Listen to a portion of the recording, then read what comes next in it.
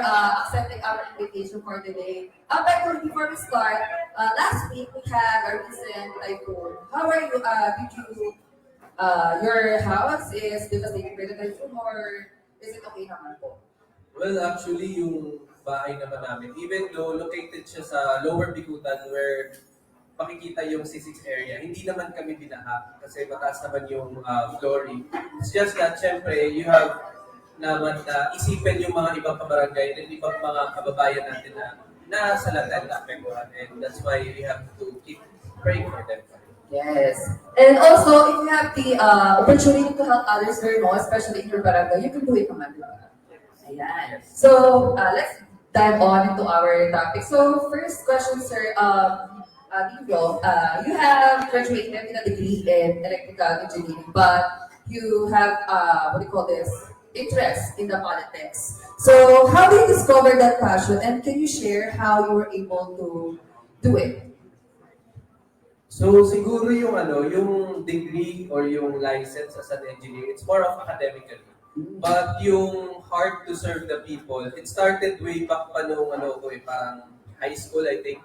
Nung nag-start ako mag-run for SSG, kung tawagin Supreme Government. Yes, pero Supreme Government. Come to think of it, sir, nga tries akong tumakbo sa gano'n, pero never ako nanalo. Oh, really? And then nung college ako, I also ran for our college, sa College of Engineering, where I ran as the president, pero fortunately, natalo pa rin ako. So it's fourth time. And then, sabi ko kay Lord na kapag yung next kong run, which is the fifth time, kung i-grant siya sa akin, hindi ko. Pero kung hindi, okay lang din. And then that's the time na naging open yung barangay elections.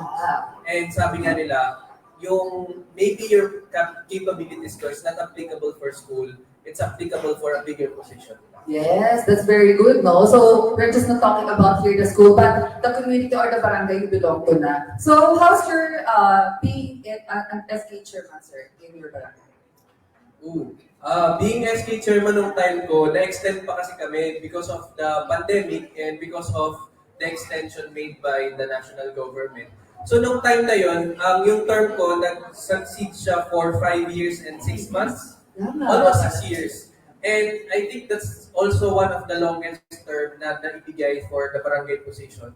So nung time namin, madaming struggles kasi first time namin maging financially independent, which is we were supervised by the Commission on Audit. Second one, yung pandemic. And third one is yung age kasi ng SK nung time namin. Inangat siya from 18 to 24 years old. Yes. So yung mga kasama ko sa council, mga working na din. So medyo mahirap siya kasi lahat kami nag-a-aspire na syempre gusto may professional work. Ayan, bali sir, ano yung mga different programs na na-implement nyo during the pandemic time and aside from after pandemic? Kasi di ba, malaki yung naging transition natin when it comes to doing the projects and programs during the pandemic and after that. Siguro ang gusto ko i-highlight tatlo lang din. Nung SK chairman ako, sobrang malapit sa heart namin ng council ko yung mga estudyante kasi I'm also a college instructor at Taguig City University. So nung time na yon, binigyan namin ng kumbaga help yung mga students natin to cope up with the online system kasi yung pagtuturo ng mga professors, teachers online. So namigay kami ng mga kumbaga laptop tables, flash drives, pads, na anything na magagamit nila in related to their online classes. And marami pa yun, you can search naman, di ba, SK Lower Bikutan, tapos search lang yung 2020 pandemic. So noong time na yun, maraming natuwa and I think nakapagbigay kami ng, kung isasama ko lahat-lahat, nasa 6,000 I think. Students, yeah. And then the second one, yung namigay kami ng bicycle para sa mga working na youth kasi nga walang transportation that time ng pandemic. So we've come up na baka kailangan natin bigyan sila ng mobility program para they can go to their workplaces, to their field na hindi sila ganun ma-hassle. Kaya lang, magbabike lang talaga sila. So, complete gears and everything. And then yung last one, yung namigay din kami ng mga pumps, alcohols, gloves, para naman sa daily operations ng TODA, ng schools, ng mga establishments. Ayan, so in my conclusion to your what you have said, sir, no? So napakalaki pala ng na mga pinamigay na in terms, nakahati siya sa bawat sections. Meron for students, meron for workers, and meron pa rin para sa mobility ng mga tao. And actually, yung pagkakaroon pa lang ng bicycle is very important na it's just, hindi lang siya in terms of exercise, but nabawasan na yung pollution na napoproduce ng tao, di ba? Ayan, so, ayan, thank you so much for that, sir. So, Sir Dingdong, when it comes to leadership in your SK, as being SK chairman, how you define the leadership in your own perspective? Personally, leadership is all about guiding, influencing, and inspiring others towards a common goal. And yun yung biggest reason and biggest point kung bakit tayo nag-lead naman ng tao. It's because may kailangan tayong ma-achieve and dapat lahat tayo synchronize. Yeah. Mahalaga kasi rin, sir, yung magkaroon tayo ng parang ultimate goal na lahat tayo ay iisa yung goal na matamasa. And for that leadership, sir, what kind of or leadership style na yung pinopromote or yung ginagawa niyo po sa being an SK chairman when you are belong to the SK pa? Style ko? Yeah, style of leadership niyo. Freestyle. Swimming pala. Ano ang style? I think yung style ko as a leader kasi pero parang pag-ubuhat naman ako. Pero based on their feedback, I'm very inclusive. I think nadala ko rin siya even sa PBB eh. Kumbaga, I always come up with the consensus, ika nga. Tinatanong ko lahat ng mga tao, then will decide kung ano yung gusto ng nakakarami and maybe gusto mas magaling plano ng konti. So we have to wait kung ano yung mas dapat nating sundin. So more of, kinukuha ko yung opinion ng mga kasama ko sa team, kasama ko sa group. Kasi no man is an island, hindi naman ako, kumbaga ako lang yung naka-front pero hindi naman ako yung pinakamagaling. Kasi mas maganda rin, sir, na-accommodate ko lahat ng opinions nila para lahat ng shared thoughts and opinions is madadala natin as yeah. That's good. So, sir, Dingdong, what do you think are the best or the good characteristics of a leadership? Good qualities. Well, una dapat empathic person ka. Kasi paano mo malalaman yung struggle ng isang tao if you don't put yourself dun sa situation ng tao yun? So you have to be empathic para mas maintindihan mo yung situation. Pangalawa, you have to be decisive. Kasi may mga chances na yung decision mo naman talaga hindi siya applicable or gusto ng lahat. Pero kung ano yung gusto na nakakarami, dapat na andun ka. Kasi what matters naman is kung sino at ilan yung makikinabang. And lastly, siguro andun yung love mo sa to serve the people. Kasi if you love the person personally, magiging bias ka lang. Pero kung love mo yung work mo to do public service or to do leadership, mamahalin mo lahat kahit nga kaaway mo yan, basher mo yan, di ba? Kasi you want to lead them. You want to be united as one, di ba? So, being that, sir, nagkaroon ba ng instances na may mga, dito, iba yung opinion sa gusto mong mangyari? Like, do you do debate sa mga ganong scenario po when you are being the state chairman? Saan ko ginagawa yung debate? Sa team ko or sa... Ayaw kahit sa, di ba mga SK chairman, SK members? When it comes to that naman po, sir, siguro pinag-uusapan talaga namin siya at all. Kasi dumating din naman ako sa point na parang saturated na yung utak ko. Kasi nga, ang haba na ng term, and ang expected term ko lang from 2018 to 2020 lang. Yeah. Pero umabot siya hanggang 2023. So, nung time na nalampasan namin yung pandemic, parang sobrang bigang-biga na yung utak ko, what else pa ba yung dapat gawin. So, I've come up with the solution na maybe we'll invite other youths na. We'll invite our council na, let's have a consent, let's have a forum para mas, kumbaga, maayos yung mailatag nating programs, projects. Kasi hindi naman pwedeng umiikot lang sa gusto ko or umiikot lang sa gusto nating subco. Kailangan kung sino yung maapektuhan, dapat tanungin din natin kung ano feedback nila. So, yeah, more of ganun. Humingi talaga ako lagi ng opinion ng ibang tao. Very important rin talaga yung pakinggan natin yung opinion sa ibang tao para malaman din natin kung ano yung mga dapat. Actually, kahit naman sa mga hindi sa ayon sa'yo, kahit sa bashers mo or sa online na mababasa mo, kailangan mo pa rin i-take note yung kung ano yung sa nakikita nilang mali. And then, maybe next time, you'll do better. Ayan, thank you po, Sir Dingdong. Siguro yung next question ko na lang is, paano natin, being a leader, sino siguro yung naging role model mo to open to that, have a leadership as teacher? 2018? Siguro I'll first, Vico Soto. Because, Vico Soto really inspired me also to enter, the mayor of Pasig. He inspired me also to enter Ateneo. That's why nag-take down ng master's ngayon. Kasi I see na, the prototype of a good man in the public service. And hindi siya takot to conquer kung sino man yung nakakatapat niyan. And clean governance, yun naman talaga. Kumbaga, I can assure you naman during my term, there's no trace of corruption ng time ko. So gusto ko din talaga, same with Vico Soto. And then lastly, siguro it's a tie, but more, babae kasi siya. Si Lenny Robredo and Miriam Santiago. Kasi our vice president form. nag-volunteer din ako sa kanya nung time ng campaign niya. Siguro kasi nakita ko yung sarili ko nga na I really want na yung government natin pagkatiwalaan lalo ng mga young ones, younger people na hindi porket narinig nila yung government, yung public service, iikot na sila sa turn na mabagal, trapo, corrupt, di ba? So, merong magandang ino-offer yung government natin. It's just that need lang natin ayusin or maging efficient yung services natin. Ayan. So, thank you for that, Sir Dingdong. To this kind of leadership that you always wanted, it can lead us to the certain scenario na it will give us a lot of opportunities. Sa tingin mo, sir, paano ito nag-lead us to, or naging pathway pa sa'yo to have different opportunities? Siguro, in a way lang din na lalawak talaga yung network mo. The moment na i-own mo yung position and yung service na ginagawa mo, you will meet different kinds of people. May it be from a school, from another establishment, maybe a business entity, or even sa media entertainment.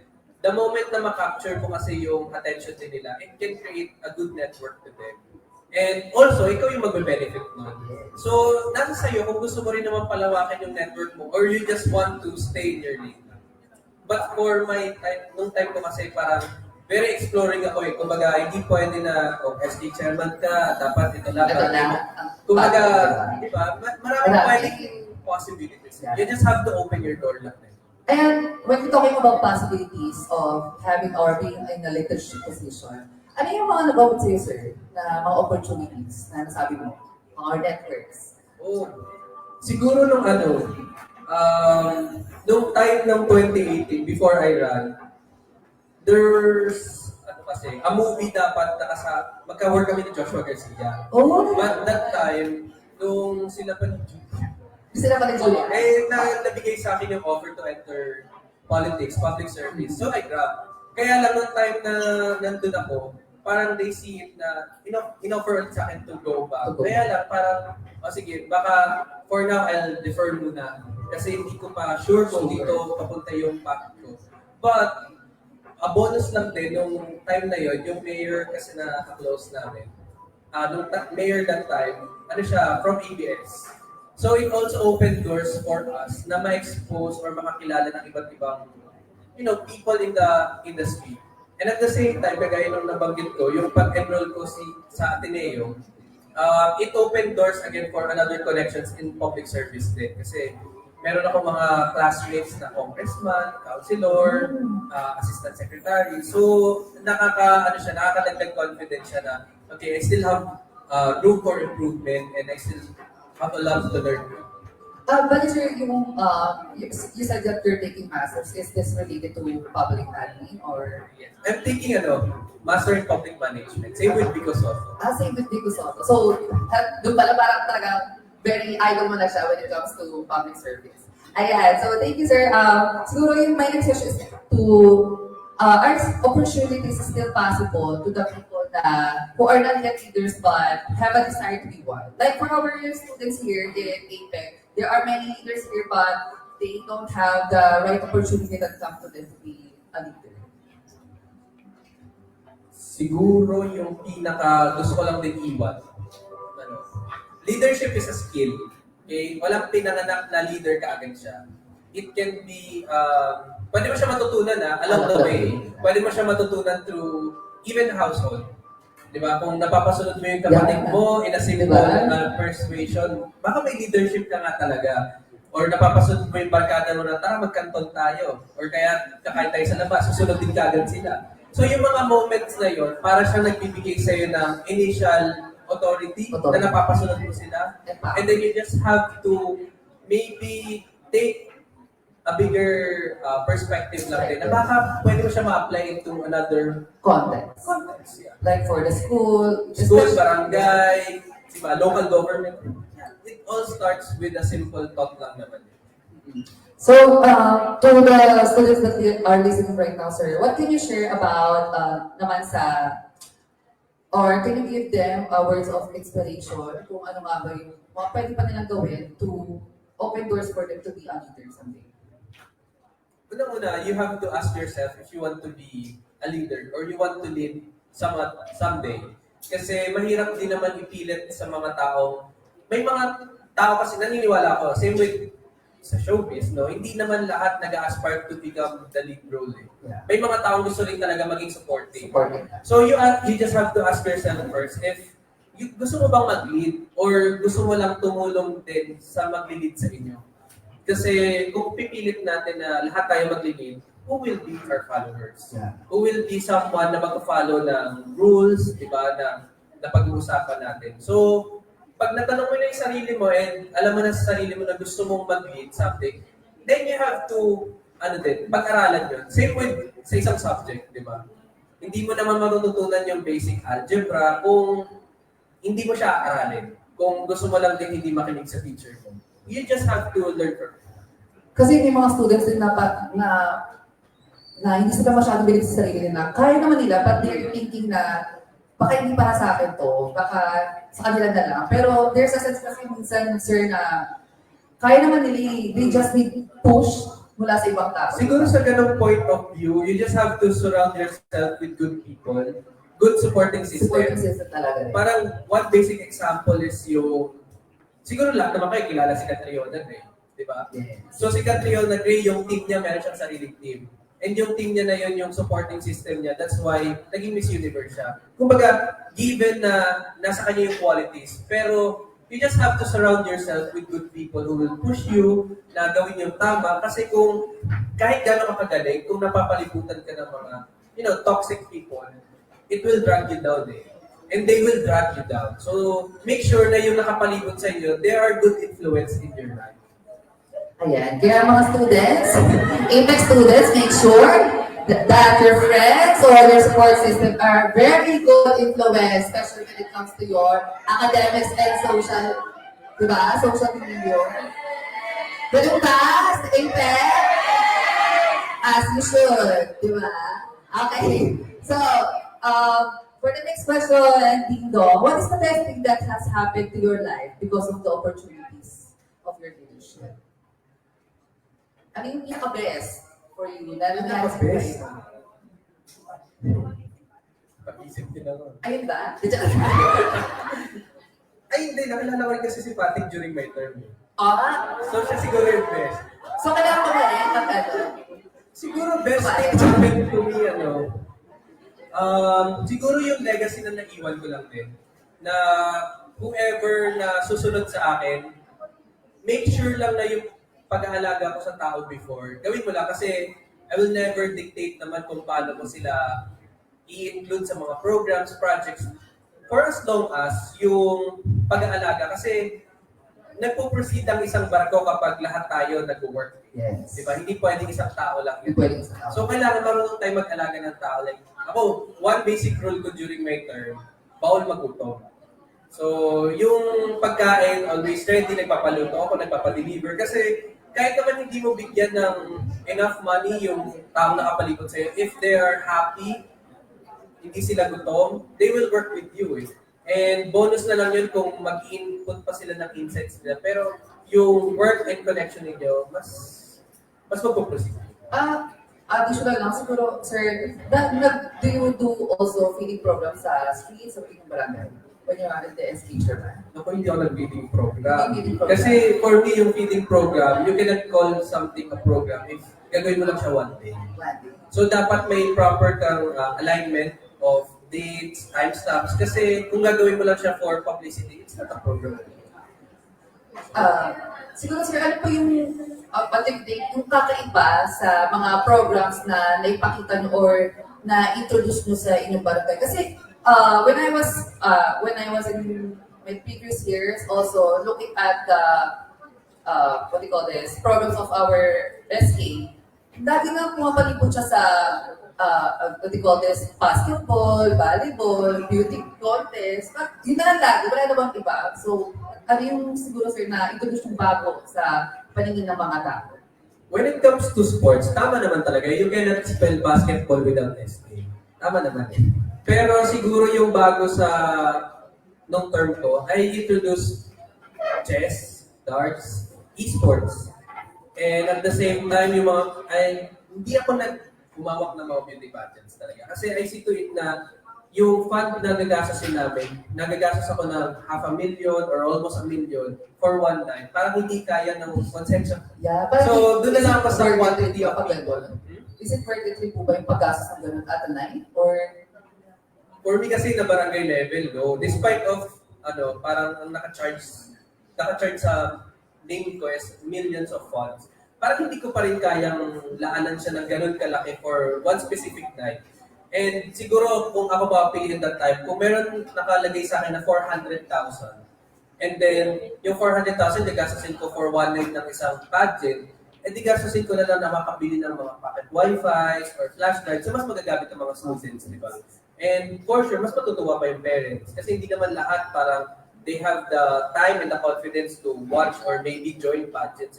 Pero yung pag-aaral, it's always there. So, okay, siguro sir, for the next question, ano yung sa tingin nyo nakikita yung future plans nyo pa? Is it are going to proceed pa to the showbiz industry or you want to try again to be a public servant? Or your goals ahead of you? Biggest turning point ko rin yung nung sa amin din talaga ni Patrick. I mean, that's the start eh. And then, nung time na yun, I also decided that not to run for higher position. That was 2023. So, sabi ko, sige, whatever will come, we'll grab together. And then, ayun yan, dumating yung entertainment, dumating si PBB.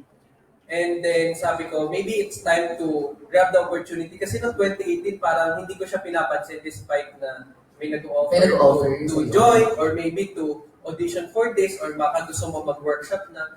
Pero noong time na yun, very focused na ako sa public service. Kasi mas magandang one at a time ka lang naman talaga. Para sa akin, nakakapag-focus ka. Yes, exactly. And now, siguro mas tatanggapin ko muna yung exploration of entertainment industry, yung showbiz. Kasi yung public service, I think it's not my time yet.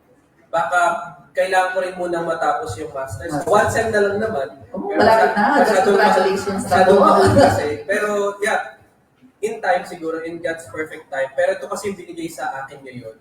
So I just have to maximize it first. Kasi hindi ko naman siya pinilit eh. Dumating siya ng pusa and it's a gift. So, ayan, maraming salamat.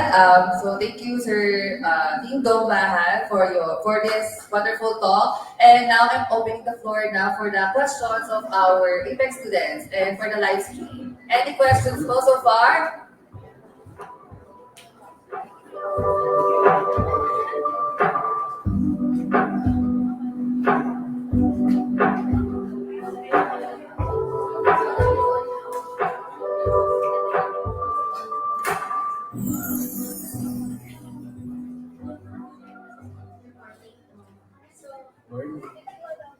As a leader who doesn't lead by command and leads by example, how do you handle conflicts or differences within the team? It's really common kasi yung indifferences talaga it exists eh. Kumbaga hindi naman porket inisip mo, iisipin din ang lahat. Pero for me, yung pag-handle ko noon, it's always in good talks. It's always maybe in a voting system. Kasi baka naman, ano ka lang eh, ano ba yung bugso lang ng damdamin kung ba't mo ito naiisip.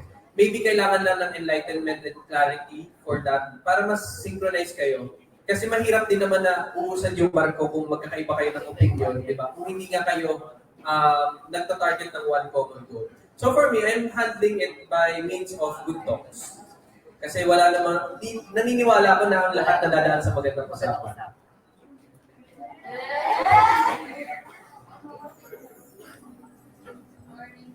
Good morning. Morning. I have a couple of questions po. So, since I'm assuming you're very involved when it comes to this, what are your tips when it comes to planning projects to ensure success? What's your process when it comes to implementing and executing said projects? And if you encounter any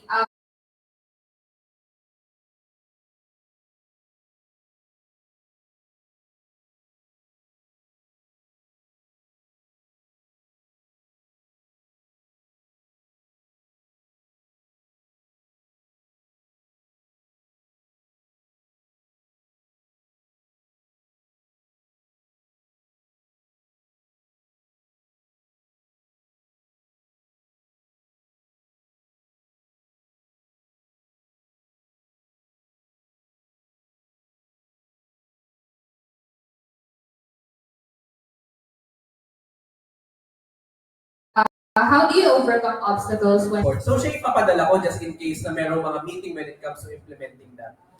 And siguro when it comes to the struggles, nabanggit ko ba yung struggles or guni-guni ko lang yun? Sige, siguro yung sa struggles, better na nafi-fix ka agad siya in the best possible time. And in order to fix a specific kasi struggle, you have to always remember yung na-share ko nga before, the TPM, the time, the place, and the mood. So, all you have to do is just, para consider kung kailan kayo mag-uusap, saan kayo mag-uusap, at ano yung mood ninyong dalawa before kayo mag-uusap. Kasi, baka it's not all about you, baka it's all about the timing. Diba? And then, ano nga yung next question? Makalimutan ko. Pag large scale daw, sir. Pag large scale yung project. Nako, pag large scales naman, better not involve a larger group of people na din. Pero always remember na when it comes to executing programs or projects in a larger scale, andun dapat yung safety, yung consensus, and yung paghingi ng advice to other people. Kasi hindi naman pwede na dahil gusto mo to or na-visualize mo to, it will apply directly. Baka pagka naiisip mo siya, pero nandun na kayo sa scene na yan, hindi mo naisip yung isang bagay na, oo nga, paano pala pag merong biglang pag-ulan or nawalan tayo ng delivery. So, paano natin, dapat meron tayo mga plan A, plan B, and sino yung mga involved natin. So, it's the same. Thank you so much. Welcome so much, David. When it comes to leadership, how can you balance empathy and authority? Good question. Okay. Siguro, ang dami ko namang siguro. For me, mas nangibabaw sa akin yung empathy talaga. Kasi hindi ko nga maiintindihan yung sitwasyon ng isang tao if I don't put myself doon sa situation ng tao yun. And second na lang yung pagiging authoritarian. Kasi part of being a leader is being decisive. But not because you're decisive, you're authoritarian naman, di ba? Doon sa point na kailangan masunod yung isang bagay, nandun din papasok yung magandang pakikiusap, magandang pag-uusap. Kasi hindi naman sa lahat ng pagkakataon, kagaya nung nasabi ko, porket gusto mo, yun yung dapat masunod. Pero always remember, ano ba yung outcome na gusto ninyo? Baka kasi yung outcome na gusto ninyo, hindi rin yun yung outcome na dapat maging outcome. So sayang naman yung effort ninyo and yung pagpa-plan ninyo kung gano'n lang. Thank you po. Thank you din. Hi po. Hi there. My question was, how can I communicate effectively to my team, like as a leader? I want to talk to them like about my vision and goals. So how can I talk to them without feeling awkward or feeling complicated? One quality of being a leader is a good communicator. And in order for you to communicate well with your team, is all about having good talks. Kasi kagaya nung nasabi natin, even in a larger scale, may it be a local or a national government, hindi naman lahat kapartido, kaalyado, di ba? may mga indifferences talaga. But in order for you to communicate well with your teammates, it's all about good talks. Kung ano ba yung kung ano ba yung intention mo, is it right, is it good? Kasi kung tama naman yan at nararapat naman yan, I guess everyone naman maiintindihan yan at susundin ka naman. And when it comes to awkwardness, siguro you just have to put confidence din. Kasi kung wala namang mali sa gusto mong i-relay or message to your team, hindi ka naman dapat ma-awkward. Dapat nga mas open ka pa na i-share sa kanila yung gusto mo. Kasi the intention is good, the intention is there. And hey, yan po. Thank you po. Welcome. Morning po. My question is, how can you maintain a healthy work-life balance and then avoid burnout? Actually, na-burnout ako eh. So, hindi ko masasagot. Hindi. Siguro yung healthy and balance, lalahanin ko maigi. Kasi during pandemic, it's really hard that time. And yun yung masasabi kong pinaka-peak ng struggle ng mga nasa public service, especially yung mga nasa barangay o yung mga expectations sa mga people sa mga SK. Pero siguro, yun nga, una, dapat meron kang good supporting system, which is your family, your good friends, your loved ones. And then, siguro mas maganda din kung napapalibutan ka ng good words din. Kasi kung negative na ngayon nakapalibot sa'yo, tapos negative pa yung napapakinggan mo music, very depressing, baka somehow it can drag your feelings pa. So siguro mas magandang napapalibutan ka ng ganong mga bagay, yung mga magaganda lang din sa padinig ko. So you can also see clarity na kaya mo palang balansehin yung mga bagay-bagay. Sana nasagot ko tama. Good morning po. Morning, What advice can you give to students who struggle with public speaking, especially since we're students here and at one point we do have to present and defend things? Thank you. Ganyan din yung tanong ng mga housemates. Ano lang din. Siguro mas maganda kung you will treat the audience as your friends. Kumbaga, paano ka ba makipag-usap sa kaibigan mo? Di ba? Very open, very confident, and at the same time, hindi mo iniisip kung ano yung magiging judgment nila sa'yo. Given kasi na hindi lahat may enough confidence pa para magsalita sa harap. Yung iba may stage fright pa nga, di ba? Pero lahat ng to, tinatawag natin as skills. So, ibig sabihin, natututunan siya, napag-aaralan siya. You just have to open na matutunan siya. At gusto mo siya. Kasi kung hindi mo naman talaga gustong magsalita sa harap, talagang hindi ka magiging confident magsalita sa harap. And siguro lastly, yung aside dun sa treatment na i-treat mong friends yung mga kausap mo, nandun din yung point na hindi mo kailangan mahiya kung tama naman yung isi-share mo. So, yeah, hindi ka naman para ma-awkward or mahiya. Alam, turuan pa sila. Good morning po. Good morning. I have a question po. What do you think po is the most valuable lesson about leadership and opportunity po? Napaisip ako para wala kang learning. Siguro when it comes naman din sa leadership, yeah, no man is an island. Hindi pwede na kailangan ka lang kung ano yung gusto mo, yun yung masusunod. Always remember na hindi mo mapagtatagumpayan yung isang bagay kung walang tulong ng ibang tao. Parang classroom president lang yan eh. Di ba? Paano susunod or paano magbibigay ng utos yung president kung wala rin namang susunod? Parang it's useless. Sino yung maglilista ng noisy kung wala rin naman talagang maingay? And when it comes to opportunities naman, you just have to do your best. Kasi hindi mo alam kung anong pwedeng mangyari tomorrow. Kagaya ko, kumbaga, ginawa ko lang yung best ko. It so happened na nag-open yung opportunities to public service for higher position, yung showbiz. Andiyan siya, kumbaga nabigyan ng pansin. All you have to do is just do your best every day. Kasi hindi mo alam kung sinong nanonood or kung sino yung nagpe-pray sa'yo silently. So, just keep doing it. Ayan. So, Dong, mayroon po tayong mga questions din doon sa ating FB live stream. So, ang number one question natin ay, what are the most important attributes of successful leaders today? Ano ba dapat? Pinaka-importante ng mga attributes. Ano na ako? Siguro kasi, magkakaiba naman talaga tayo ng leadership style. style. Yeah. Pero yung for today, siguro mas maganda kung mas lamang yung empathy talaga sa nasasakupan mo.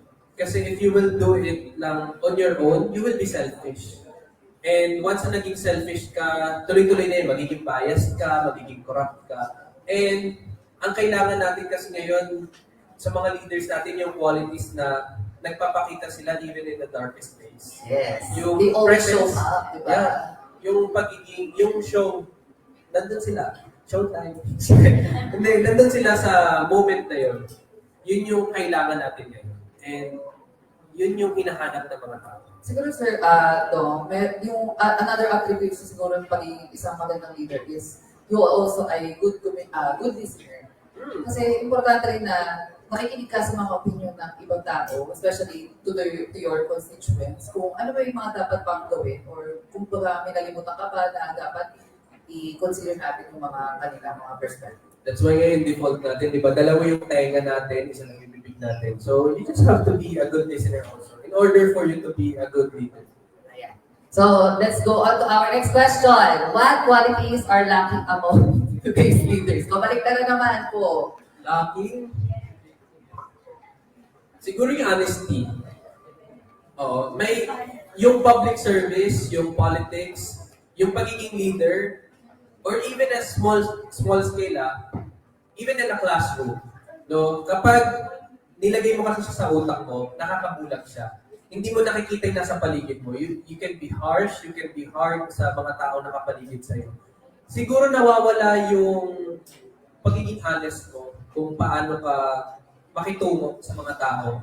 So the moment na mabulag ka sa posisyon, hindi ka na magsasabi ng totoo sa mga nakapaligid sa iyo. And that's the time na magiging domino effect yan sa mga possible mo pang gawin in the future. So, kulang sila sa pagiging honest. And also, makikita naman natin yung sinasabi na honest sila through their actions naman po. Action speaks louder Louder than than words. words. Ayan. For our next question, do you have plan na mag-travel sa ibang bansa with your partner? Travel goals, Canada. Oo naman. Oo naman. Kasi yung pagka-travel siguro, yun yung nakaka-enlighten ng mood. And una pa lang naman namin napuntaan was Thailand eh. And we're also planning to go back there again. Pero gusto rin namin mag-explore ng local. Like for me, example, hindi pa ako nakakapagpalawan ha. So gusto ko rin makapagpalawan, siya nakapagpalawan. Hindi pa kami nakakapag-Siargao. So yung mga ganong moments, yeah, kasi yung pagka-travel nakakatanggal din siya talaga ng stress. It's kind of our leisure activity, di ba? Next po, we have from Jaika. For you, which is better, a good leader or a good follower? Isa lang. A good follower. Kasi a good follower is also a good listener. But not all leaders can be a good listener. And sa moment, kagaya ng ganito, di ba, yung dalawa nga yung tenga natin, so better na kung hindi maganda yung natatanggap ng isa, baka yung isang tenga natin maganda naman yung natatanggap. Compared na one leader lang or you're just a leader, baka yung words mo hindi naman din applicable para sa isang situation. So it's better for me to be a good follower. Okay. Ayan, so we have also a question for Paolo. How do you see yourself 10 years from now, still in showbiz or pursuing your political career? It's just like my question kanina, pero 10 years. 10 years from now, so 35 na ako. Wow, nagpabata. 10 years from now, I'm still young. I'm still, more rooms to improve. Siguro, ang hirap naman. Siguro na, I'm still into showbiz. Yun yung target. Target na. Makagawa ng mga blockbuster movies, teleseries, commercials, brands. But when it comes to politics, ang dream ko kasi maging congressman eh. Pero hindi ko nakikita yung sarili ko maybe 10 years from now. Yeah. Pero we never know. We don't know what tomorrow will hold. Kung ano yung mga pala, if ever you're going to create a blockbuster movie, what genre ang iyong prefer? Pinaka gusto ko talaga rom-com. Kasi nung tinanong ako ng management, gusto ko talaga next John Lloyd Cruz yung gusto ko. Or Robin Domingo for hosting. Pero John Lloyd Cruz talaga. So more of rom-com. Pwede rin naman heavy, pero heavy drama. Pero more of rom-com. How about when it comes to politics, you said that congressman districts have Yeah. If you want ever, to taas ng pangarap. you want to talaga ba mga batas Yeah. about Pero kung ako papiliin, mas gusto ko kasi nasa executive. Gusto ko maging kapitan. Yan naman yun eh. Kumbaga, I really want to be connected with the grassroots level. So, kapitan, okay? Sorry, babe. Parang ganun level. Ayan. So, thank you po. Okay, next we have Sheila Gore. Ang question niyo po is, Kuya Dong, paano po na-handle yung mga basher? Lapitin ako ng mga ganyan eh. Well, ano din eh. Ito, one basic example. Before we enter in PBB, and then, syempre naka-hotel arrest na kami. So, wala na kaming access to our social media. And then, the teasers came, and the posters came. Nalaman ko lang to nung paglabas namin ng bahay na may name trended online na bakit dito pinasok and everything ganito ganyan. Pero nung time na nasa loob na kami, nung mapakita ko kung sino ako at sino din si Patrick, paano kami together, paano kami mag-handle ng mga teams, ng tasks, I think na ilabas ko naman talaga yung kung sino ako. And that's the reason also kung bakit nawala sila in time. And even ito, nung nag-usap kami ni Patrick, before pa itong mag-join kami sa APEC, na bakit parang recently wala na ako nababasang nagbabash. Maybe it's because the bashers are loud when it comes to online kasi hindi sila nakikita. Pero you just have to kill them with kindness. Kasi pag hindi mo naman sila pinansin or just you're being kind to them, mauumay din sila kakabash sa'yo. Kasi yung mga taong yun, malulungkot kulang sa arrogance. Yeah. And they're also insecure. So, insecure. Baka gusto nila yung moment na meron kami or meron ako, sana sila na lang. Pero, yeah, you just have to kill them with kindness. Okay po. Alright. For our next question from RJ. As a leader, what's your strategy about sa negative and positive feedback or suggestions ng mga tao na kapaligid sa iyo? Especially, I think he's talking about your constituents. Okay. When it comes to positive feedback, syempre nakakadagdag siya ng confidence. You just have to take note of that. Pero yung negative feedback, you just also need to take note of that. Kasi baka yun yung lacking sa'yo and yun yung reason for you to improve. Kasi hindi naman pwede na lahat ng naririnig natin positive lang. Paano tayo magiging better version of ourselves? Kung puro positive yung naririnig natin, ang ending, ang laki na ng ulo natin kaka-positive. Hindi natin natatanggap yung negative, hindi rin tayo nagiging humble. Okay. So that's, there's no question about from the end. And to summarize the key points, to be a successful leader, you should have a good qualities as a good follower. Have a question? Oo, naka-jacket din siya.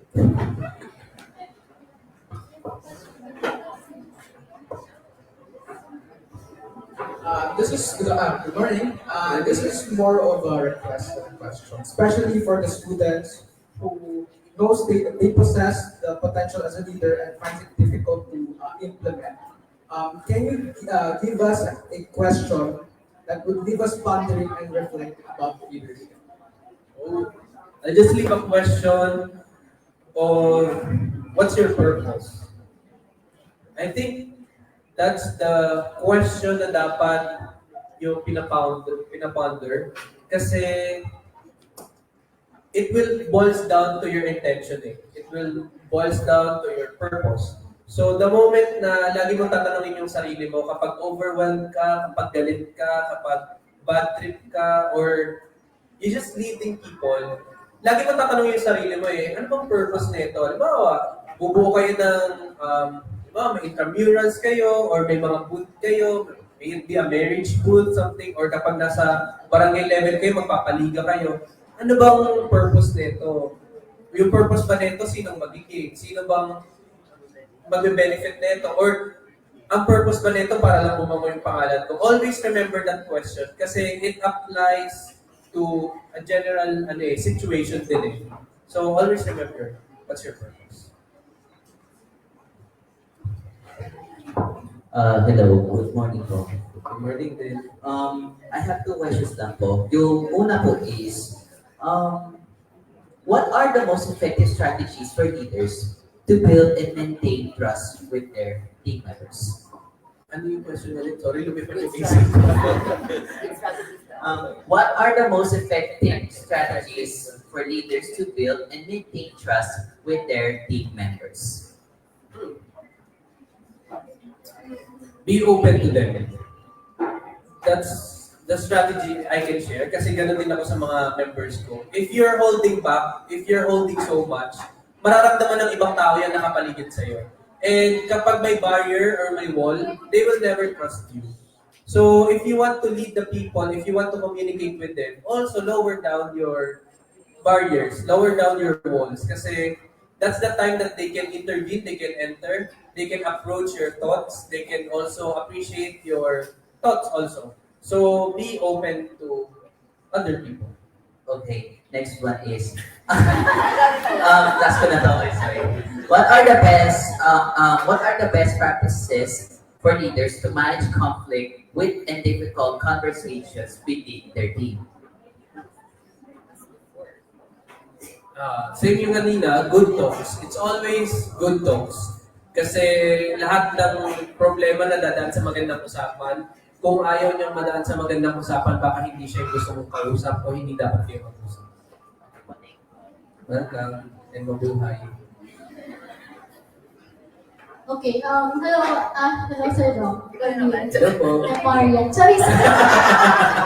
Okay, I have a question. As someone who possesses a very good leadership skills and also as someone in the showbiz industry today, what's your take or your stand on celebrities running for politics?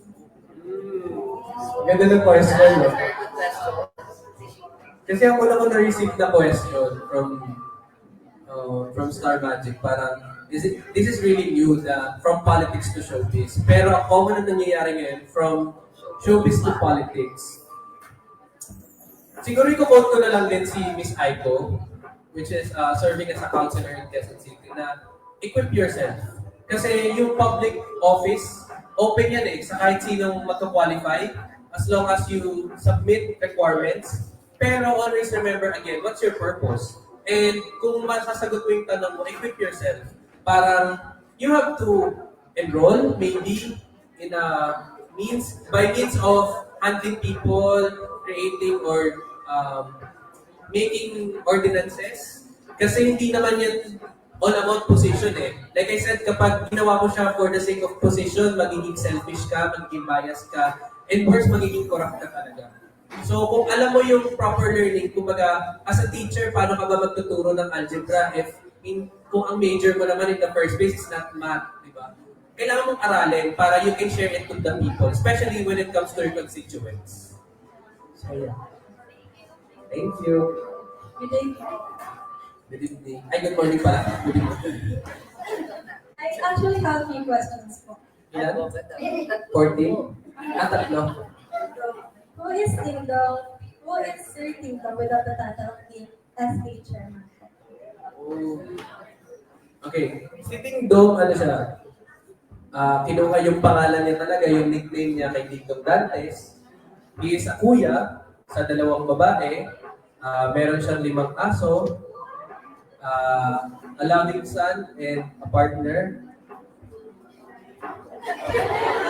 And siya yung parang gusto niya lagi siya, mas okay na siya yung nagdadala ng burden compared sa ibang tao.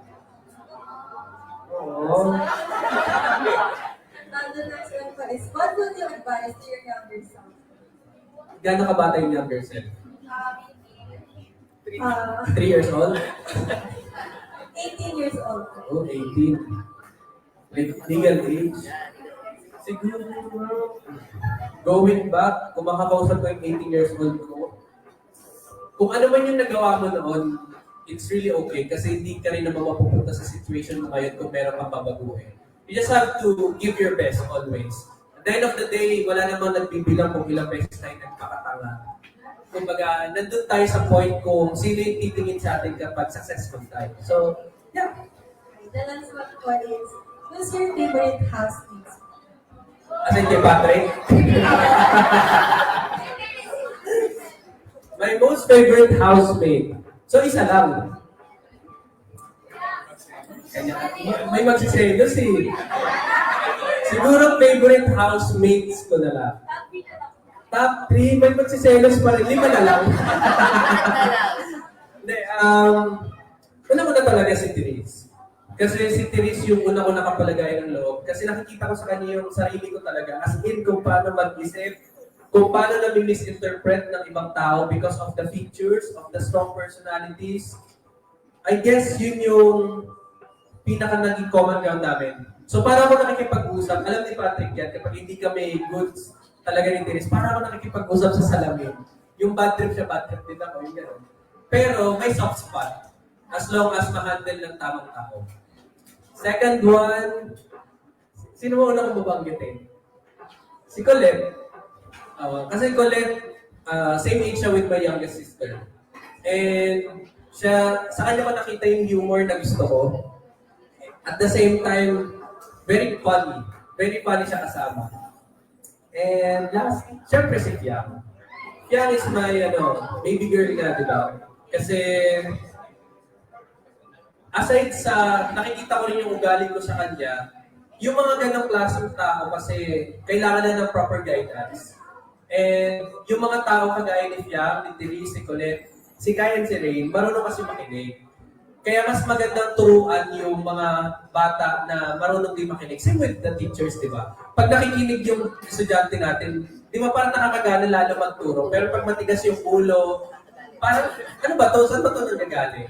So yung mga ganun. Pero to maging general na lang kami, favorite namin lahat ng girls. Sobrang lapit ng mga babae sa amin. Siguro they find us ni Patrick na very kuya, dati pa nga yung tawag sa amin. So, yeah, naging parents kami sa kanila. I just have a question po. What is your take on political dynasty even though their families are qualified to run for position in the government? Okay. When it comes to political dynasties, I will share this to you based on kung ano yung natutunan ko sa grad school. There are two types of political dynasty, the fat and the thick dynasty. So, kung thin, ibig sabihin, nagagawa nila ng tama yung dapat nilang gawin. That's why the people keep voting on them. The fat dynasty naman, these are the people who gain so much from the public funds. Kumbaga, hindi na umusad yung lugar nila, pero sila pa rin yung yumayaman. Kumbaga, walang development na nangyayari sa paligid nila. So, to wrap up, I'm in favor of political dynasty for as long as, i-splice yung video. Kasi baka mamaya, ma-splice video na naman yun. Political dynasty exists talaga. For as long as nagagawa nila ng tama yung gusto nila. Pero yung pag-ikot kasi ng bola sa politika, bilog din yan eh. Pwedeng maging political dynasty sila kahit may nagagawa silang tama for a very long time. Pero there will time na mawawala rin naman talaga sila. Kasi it's round eh. Wow. Bilog lang ang bola eh. Pero yung burden or siguro yung tamang pag-iisip nasa botante talaga yan. Maging tamang botante. Yun yung key para ma-end natin or ma-continue natin yung mga ganitong tipo ng pamamahala. Wow, Tagalog. Okay, so I'm not sure if you've heard the recent news po, but if you have, I wanted to know your opinion on Trump winning presidency for America. International na. Sabi sa inyo. Well, hati naman talaga yung yung opinion natin when it comes to that. Siguro, ito na lang din to raise a certain awareness to the people. No, not because sa US siya naganap, parang wala rin siya magiging effect sa atin. Pero yung pagka-win either ng dalawa, ay kung sino man sa kanilang dalawa, somehow, may protection talaga tayong makukuha. Pero yung pagkapanalo ng Trump, I guess we're more leaning to Kamala talaga because of the policies na nilalatag niya sa public. Pero it's the voice of the people kasi na narinig pa rin, and it's Trump.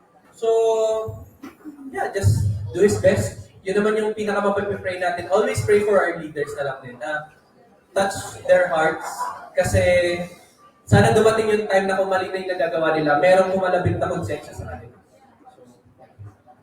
Ayan. Thank you for that wonderful answer. And meron pa tayong pahaba na question from our live stream by Sia. Okay, the question is, what are the effective ways to build a team that shares or understands the owner's passion? Bakit may owner? Siguro, effective way to build a team that shares or understands each other is it's all about transparency, being open, and being kind to your teammates. Kasi pag naging masama rin naman yung mga kasama mo sa'yo, you will never proceed. Yeah. Ayan. So, there's no more other questions? Ayan. So, Wala na. yan. Wala nang mahabol, ah. Meron pa. Ilan kayo? How many? Okay, one? Dalawa. Sige, okay na. Kahit mga 5 pa.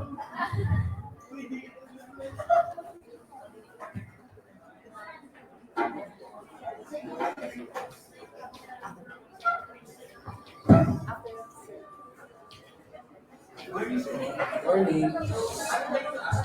How do you deal with the pressure, doubts, and uncertainty? Pressure ng ups and downs. Pressure, doubts, and uncertainty. Doubts and uncertainties.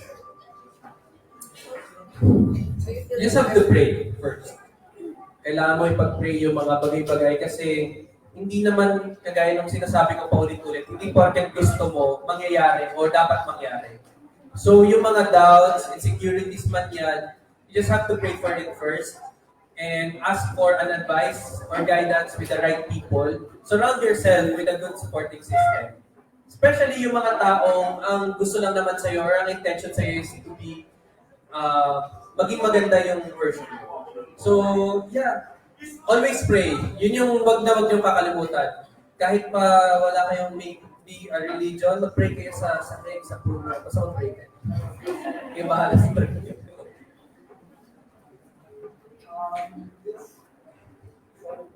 Ganda ng specs mo. Hello po.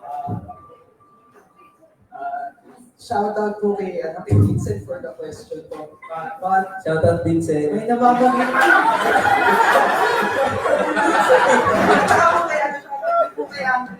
Shout out Vincent Andrea.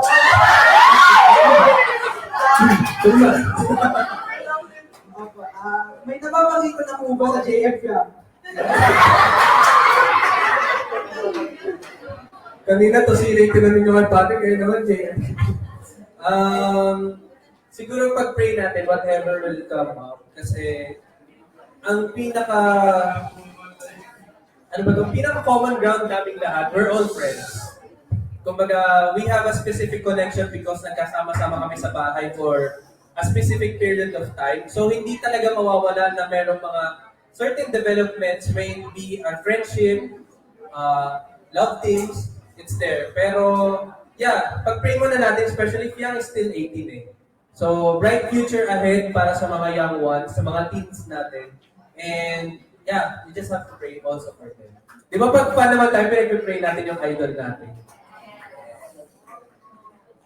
Naisip ko yun. Ayan, so thank you for all of your wonderful and wise questions, APEC community. And for that closes all our talk about the leadership, a pathway to opportunities. So once again, thank you so much, Mr. Dingdong Bahan, for sharing your time, your experience, and your knowledge and wisdom to us. So I'm excited for that, and I wish all of the APEC students here and our guests learned also a lot from him. Am I right, APEC students? Alright, very good. As I'm sure, on behalf of APEC Schools and Rita, we would like to share this certificate with you. So this certificate of recognition is proudly presented to Michael Dingdong Bahan for imparting his valuable insights, knowledge, and inspiration as our resource speaker on the session entitled Leadership, a Pathway to Opportunities. During the student learning fashion, development session or SLPAD Season 4. Yeah. Once again, thank you so much, Mr. Dingdong, for joining us this morning. I would like also to thank to our dear listeners, APEC community, who spent their time like to call Mr. Patrick Ramirez.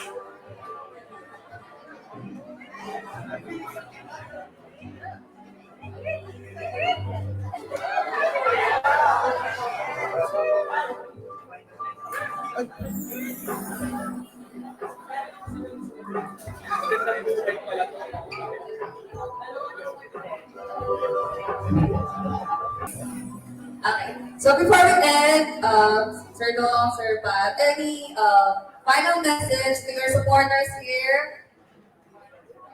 Hello? Ayan, maraming salamat po sa mga starfish natin, mga kadampat, yes, mga kapamilya. Wow, also!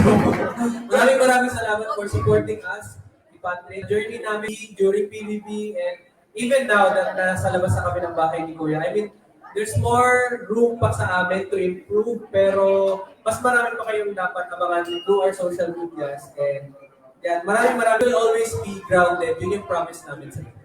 Thank you so much, and I hope patuloy niyo pa rin po kaming supportahan at yung mga ibang kong housemates na nasa outside world. Thank you. Sana marami kayong tutunan today. Enjoy